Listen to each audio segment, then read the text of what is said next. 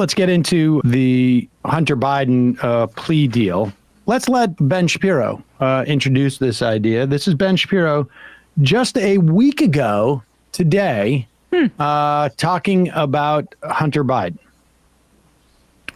Yeah, and also I would say, as Bradley pulls that up, the Biden DOJ and its integrity in general. And I mean, we don't know when Ben's show airs, but he's got to be correcting the record on this any second now, I'd imagine.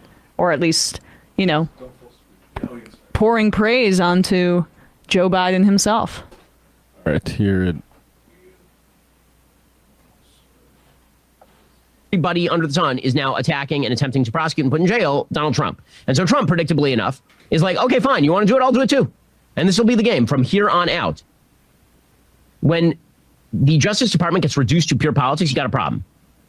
Now, I hear people screaming, all right, well, but you just said that Trump may have committed criminal activity here. The allegations against him are very strong. That's true. The only way that you actually restore the credibility of the justice system is to have Republicans prosecute Republicans and Democrats prosecute Democrats. Because the minute that this now crosses the aisle, we become so politically polarized and partisan that if the basic line here is that Republicans are just supposed to accept that Republicans who are guilty of crimes get indicted and Democrats who are guilty of crimes get slots on CNN and MSNBC, that is not a workable solution for anyone. In order to reestablish credibility, when credibility has been lost, when an institution has lost its credibility, everybody has to do something painful. Everybody has to do something. Everybody has to make a sacrifice. The sacrifice in this particular case would be Joe Biden looking at this and saying, listen, I think that he probably committed the crime. But guess what? I'm not going to prosecute him because we believe that Hillary Clinton should have been prosecuted. This is us. Or at the very least, you could, I mean, this would have been an easy call, by the way. The DOJ could have said, at the same time they were doing this, politically speaking, Merrick Garland could have said, we're also bringing charges against Hunter. Right? That would have shielded, because Hunter is clearly guilty of a bevy of crimes up to and including violation of gun law. So that could have happened. They didn't do that either. Again, the double standard is what's going to destroy the credibility of the institution. The only way to restore the credibility of the institution is even-handed application of justice against your own side, not when it looks politically valuable to go after your chief political opposition. And that's why this thing is going to remain incredibly polarized. First off, let me just say this. That is one of the stupidest things I've ever heard. The idea of how you would increase the sense of integrity of the Department of Justice is not to go, we indicted one Democrat, now we indict one Republican. We indicted one Republican, now we do a Democrat. That's the dumbest way to achieve integrity from your chief law enforcement agency. That is not what the DOJ is supposed to be whatsoever. Yes, not at all. Isn't that what Lady Justice is holding there, though, with those two scales? On one side, it's the Democrats, and the other side, it's Republicans. And you have to make that as even as possible for true justice to exist. The stuff about Clinton is also ridiculous because there were 4 years when, according to Ben Shapiro, Donald Trump controlled the DOJ and could have. In fact, they did investigate. At the very least, we know they investigated the Clinton Foundation. If they would have, they could have. For years, they investigated the Clinton Foundation quietly, and they just ended the investigation because they couldn't find anything. I am no defender of Hillary Clinton or Bill Clinton, but it is not like the DOJ did not investigate them. And if Ben Shapiro's brain-dead version of what constitutes an actual operating Justice Department, which is a tit for tat to make it all equal, Donald Trump controlled that agency for 4 years. And now we can also assess whether people should trust Ben Shapiro, because the Department of Justice has been investigating Hunter Biden and has essentially come to a plea deal with him on two sets of charges. One deals with unpaid tax liability. Well, I guess a delayed paid. He has paid apparently $1.2 million in taxes that he owed for 2017 and 2018. Again, that was an investigation that was started during the Trump administration. He's paid back the IRS what he owed, and apparently had to do with, like, I don't know. I don't know. We don't quite know the details of where those taxes were owed. He's going to get 2 years probation for that. On the gun charge, apparently you rarely get, he lied on his application to get a gun, denying using drugs or having a drug problem, which I think everybody in the country now knows. He has used drugs and had a drug problem. So he made a false statement on the gun, background check, and his gun possession was illegal once he acquired the weapon. Apparently he had the weapon for 2 weeks because his girlfriend threw it out, which is probably a good idea. Adam Winkler, a UCLA professor who focuses on gun policy, said prosecutors typically would not charge lying on a gun form as a standalone crime, instead filing it as a secondary charge when someone may have also committed a violent crime with a weapon. So it's almost like a seatbelt law in many states, right, which is you never get a violation for seatbelt unless it's in conjunction with something else. But in this instance, that's different. They're going to go.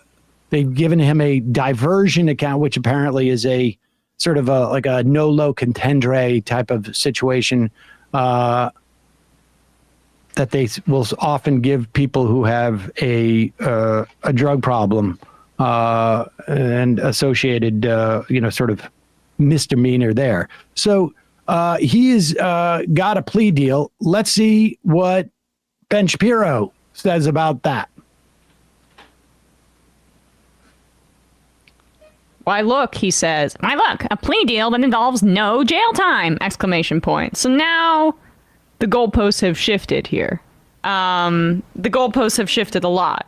He was essentially saying in that first clip that in order for Lady Justice to be even, you have to go after the Democrats as well as the Republicans. That's our constitutional duty. Yeah. But now that he's pled guilty, which is probably why one of the reasons he avoided any jail time, although based on what I've seen about these particular charges, they're quite infrequently pursued. This was partially done in an effort, I think, to appease those freaks like Ben Shapiro. But putting that aside, the reason that he didn't come close to any jail time was because of the plea deal.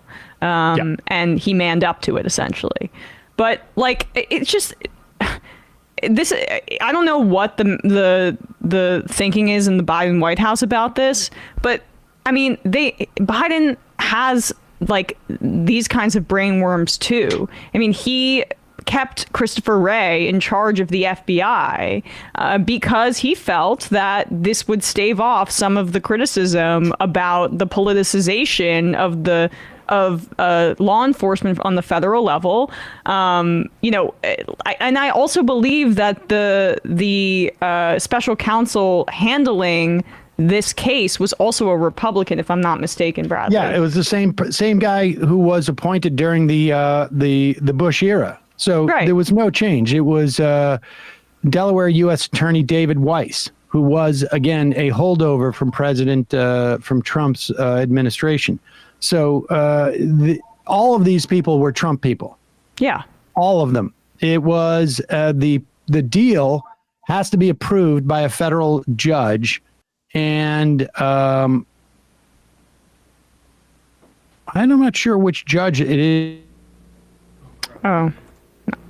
All right, we lost. Opened during the Trump years, and it was done by a Trump appointee.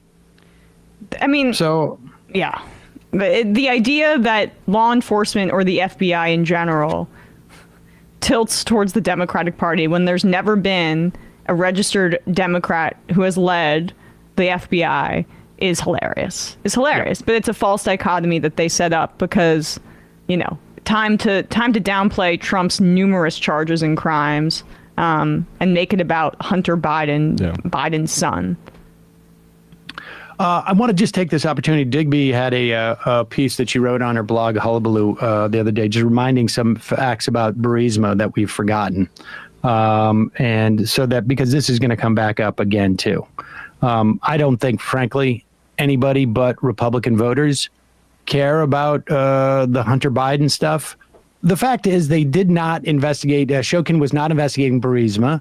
The hiring of Hunter Biden happens after this whole issue about Burisma and the pressure that the U.S. was applying to fire this investigator Shokin, and there were investigations that were launched on the original allegations.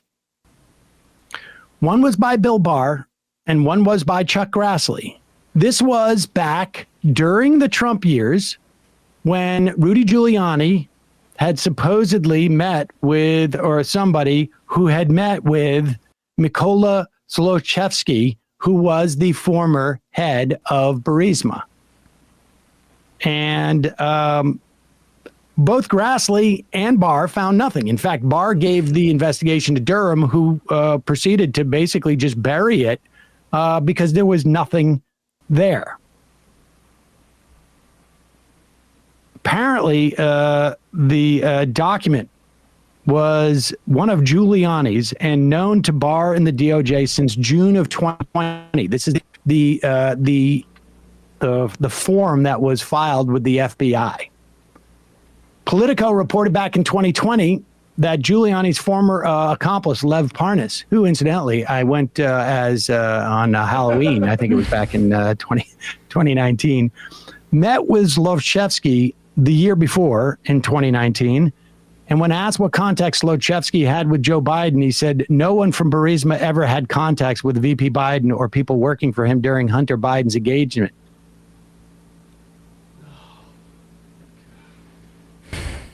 The table saying we need to get this information,